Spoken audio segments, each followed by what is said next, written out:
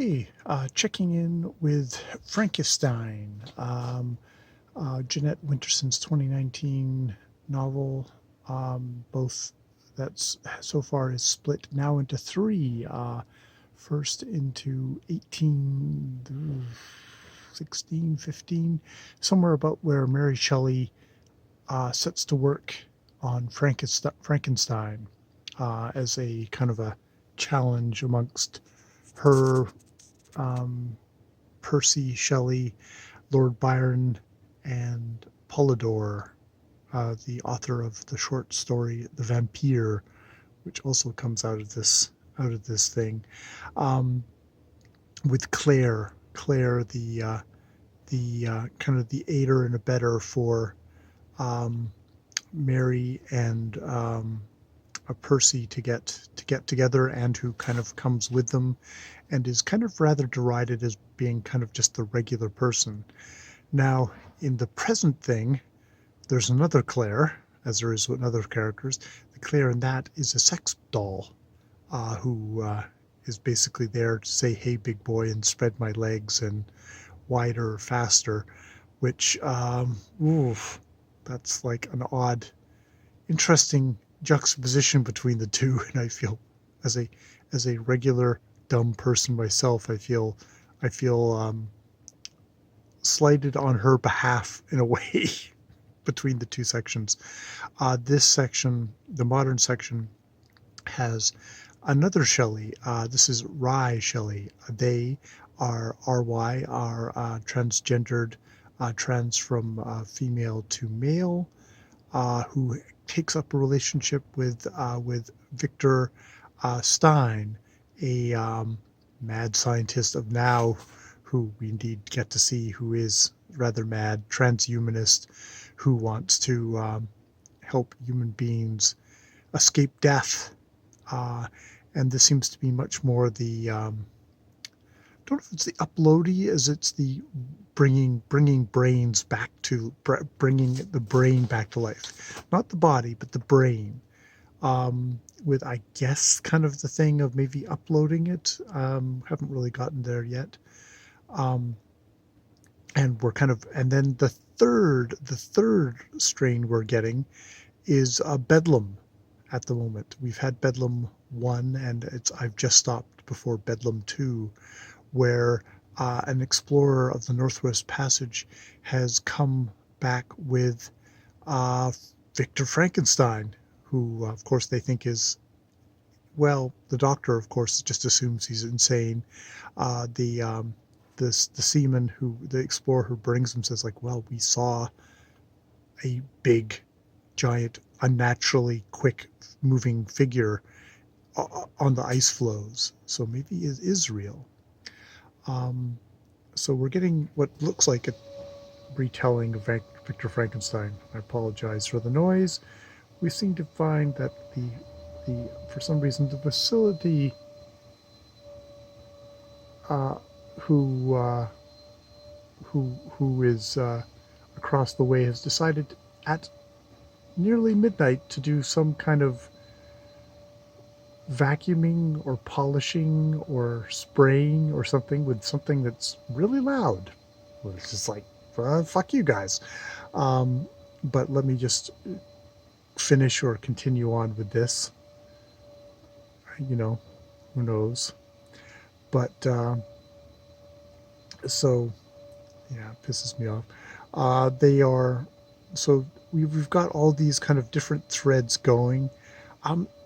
I do wonder in these sections, it's like, is the Rye, being a trans man, is being saying, like, well, you've had a different idea of yourself and you've chosen to change yourself into that, and isn't that a sort of transhumanism? And it's like, we're using people as a metaphor in this section, which I kind of wonder about. It is slightly like, I wonder how trans people feel about this, about getting used as a thing for, the transformation of human beings. It's interesting. they're mopping and doing general stuff there, I guess, which I guess needs to get done in the middle of the night. Sorry, I'm completely distracted. So yeah, we've got these sections. There's a lot of very heady stuff about you know well, doctors are been extending life. Isn't this just isn't defeating death extending life? We've also got kind of creepy in the modern thing of these severed hands that have got little implants in them that allow them to just sort of move around on their own. And Victor is also um, studying spiders for their body mechanics to hopefully make kind of very quick making machines.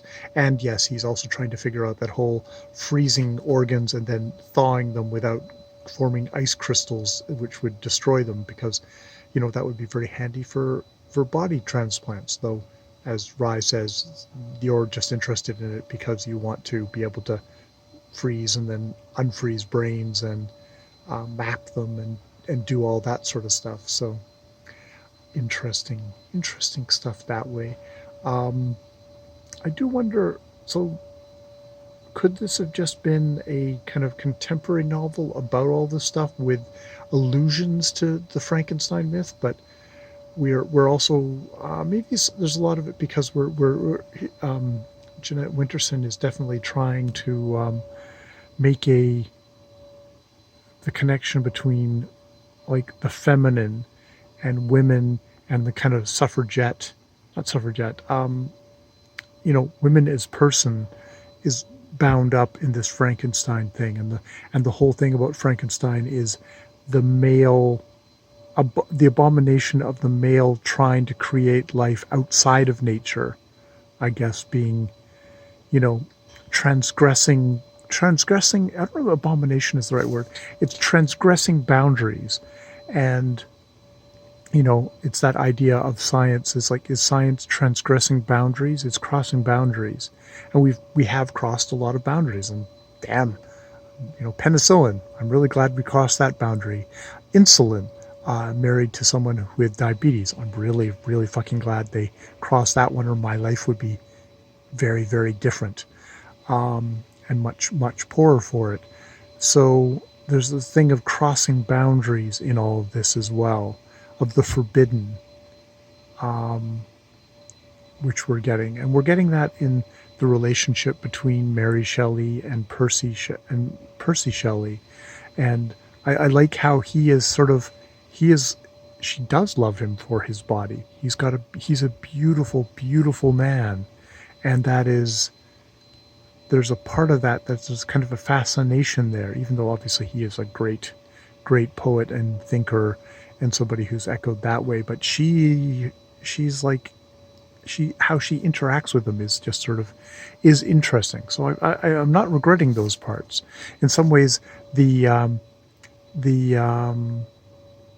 relationship between Victor and Rye is a little bit more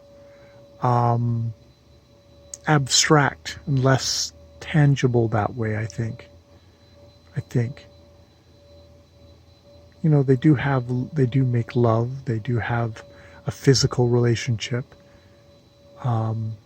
Victor is all very kind of caught up in like, I'm not gay, kind of that kind of male, which I guess it's just, we're looking at Byron and his just kind of casual assumed sexism when he's interacting with Mary Shelley and with Claire. Actually, I love when she's like when Claire starts talking about how like, well, maybe someday they'll make a machine that can write poetry, and then where will you guys be? And it's like, and poetry is the apex of man is the apex of creation, Byron says, and poetry is the apex of man's things. And she goes ape, which is just, I love that. So here's kudos to Claire. And something, what was the other thing? Because the narrator puts a little note saying this is the most profound thing that Claire says, and it's something like, they're talking about how, like, oh, the misery and stuff like that, and it's like only the pigs are, like, satisfied and happy, and it's like, well, I'd much rather, and Claire's like, I'd much rather be married to a pig then and be satisfied and happy than I would to some kind of fucking tortured genius who's just going to be miserable all the time. And it's like, yeah, that makes sense. That does make sense indeed, Claire. And yeah, we have these Bedlam sections, which are very much about treating, like, man as meat, as a showpiece, as a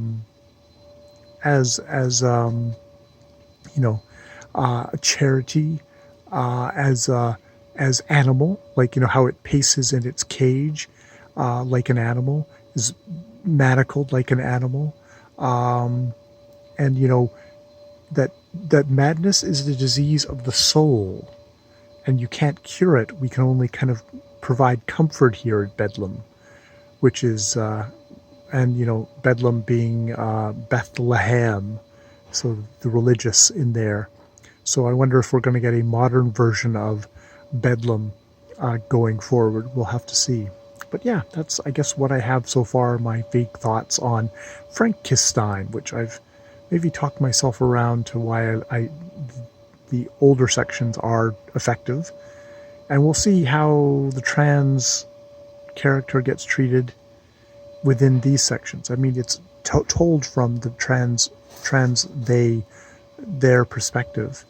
So we'll see how Winterson pulls that off, and what she uses that for. I mean, there's hints there, and I'm just can't think of them at the moment because of just all this fucking vacuum cleaning going on across the way at loudness. All right, I will stop there, as all the other noises of this very noisy backyard continue.